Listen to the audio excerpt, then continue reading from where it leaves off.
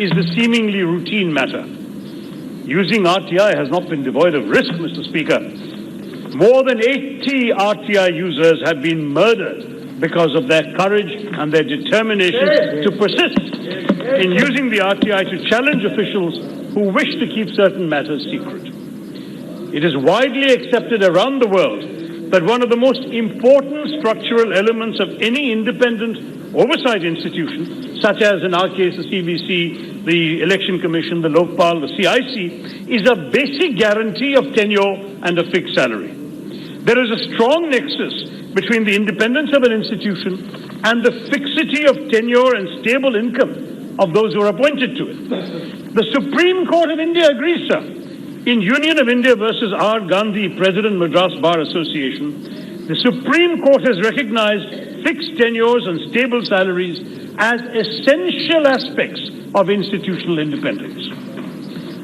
Now, under the Act, the Information Commissioners are appointed for 5 years, subject to an age limit of 65. It was on the recommendation of the Parliamentary Standing Committee that the Information Commissioners and the CIC were made on a par with the Election Commissioners and the CEC, respectively, for tenure and emoluments. All this will now go through this amendment. The government can hire and fire the Information Commissioners as they like, pay them what they choose, and this will inevitably vitiate the independence of the Information Commissioners. That is why, Mr. Speaker, when the bill was sought to be introduced, I warned this House that it was not just an RTI amendment bill, but an RTI elimination bill. Now, the Minister claims that a statutory body cannot enjoy the same salary as a constitutional body. Not true, sir. For instance, this government notified the tribunal, appellate tribunal and other authorities' rules of 2017. As per these rules, the chairpersons of tribunals get a salary of 2.5 lakhs. Whereas the salary of a Supreme Court judge, as per Section 12A of the Supreme Court Judges Act 1958, is also 2.5 lakhs. So this government itself has equated the salaries of a statutory body with that of a constitutional body. So why not continue for the CIC?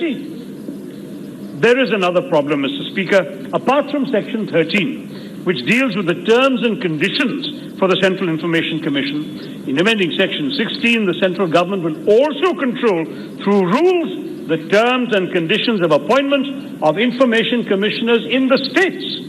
This is an assault on the basic structure of federalism. I'm sure my colleagues in the DMK will have a few words to say about this. The government says it is committed to cooperative federalism, but it rides roughshods over the rights of the states when it sees its own self-interest at stake. The irony, sir, is that the RTI Act was only passed in 2005 after thorough examination by a parliamentary standing committee. So thorough that the law was passed unanimously in both houses. Contrary to the claim of my good friend, the Honourable Minister, that the RTI Act was clumsily, hastily drafted, the issue of the status to be accorded to information commissioners in order to insulate them from government pressure was extensively discussed during the formulation of the law before it was unanimously passed. The Standing Committee affirmed explicitly in its third report, sir, and I quote, its determination to ensure that it functions with the utmost independence and autonomy, hence this status. And now you are seeking to amend it when you have not even constituted the parliamentary standing committees. So there can be no scrutiny of the need for this amendment and its implications. This is not minimum government, maximum governance, sir. It's opposite. It is also political cynicism of the highest order.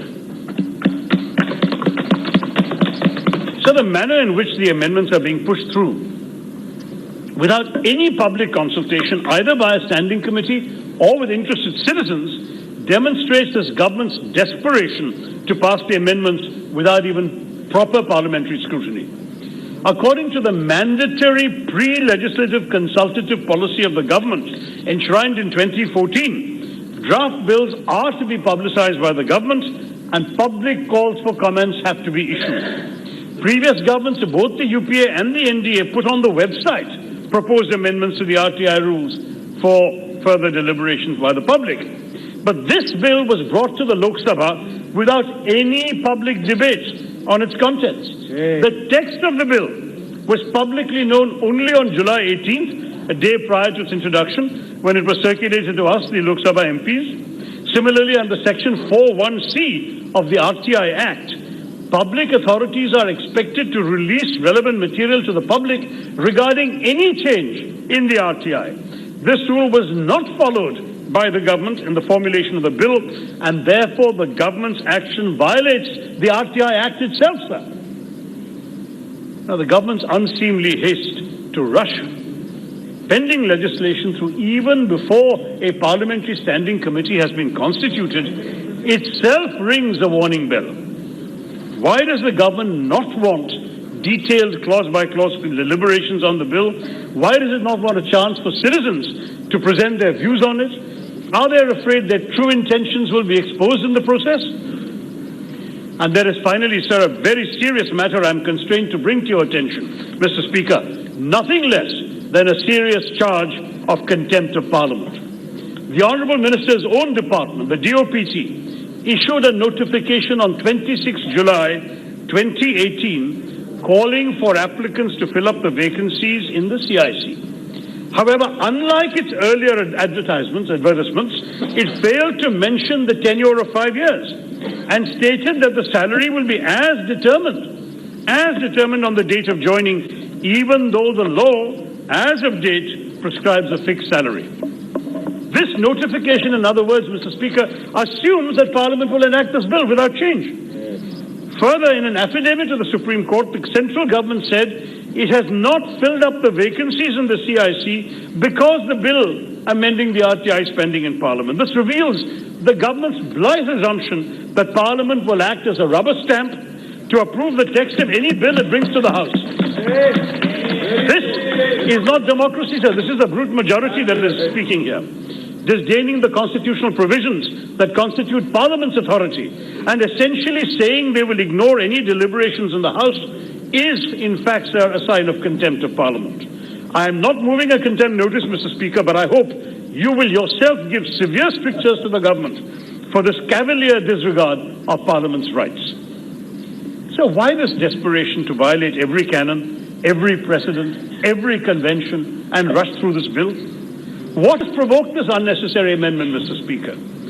Was this because the CIC issued orders regarding the disclosure of the Prime Minister's educational qualifications? Was it because, in the recent general elections, the RTI helped with the cross-verification of the affidavits of powerful electoral candidates with official documents? Was it because certain information commissioners have ruled in favor of disclosure of information that certain powerful officials would have preferred not to disclose? We will never know, but civil society organizations and RTI activists are openly raising such questions and expressing such concerns. In conclusion, Mr. Speaker, let me say that independent structures to regulate and monitor the government, to keep its power in check, are vital to a democratic state committed to freedom and justice. When power is centralized and exercised at the whims of those in power, freedom is threatened and our democracy is in peril. This is why we cannot see these amendments as a routine matter, but as a very serious one. They constitute a deliberate architectural change to roll back the gains of the RTI, restrict its independence, and regressively enforce power equations. The Commission, which under the law of 2005 had status, independence, and authority, will now function like a department of the central government and be subject to the same hierarchy as the government departments and same demands for obedience of the Prime Minister's office. I urge the government not to assume they will be in power forever. One day they will find themselves on this side of the House, and they will regret that they have destroyed the autonomy and independence of the RTI. This amendment bill violates the constitutional principles of freedom, of federalism, undermines the independence of the information commissioners, and severely dilutes the provisions of the RTI Act 2005. Given that there has been no public consultation on it, the RTI Amendment Bill should be withdrawn and referred to a parliamentary standing committee, and the committee should be constituted without further delay. My party, Mr. Speaker, cannot support such a regressive and dangerous piece of legislation in its present form and in the hasty manner in which it is sought to be pushed through. The Honourable Minister is a decent man. I would urge him not to make such a grave mistake that is completely unworthy of him. For all our sakes, before it is too late, please withdraw this bill. Thank you, Mr. Speaker. Shri Jagdambi Vapal.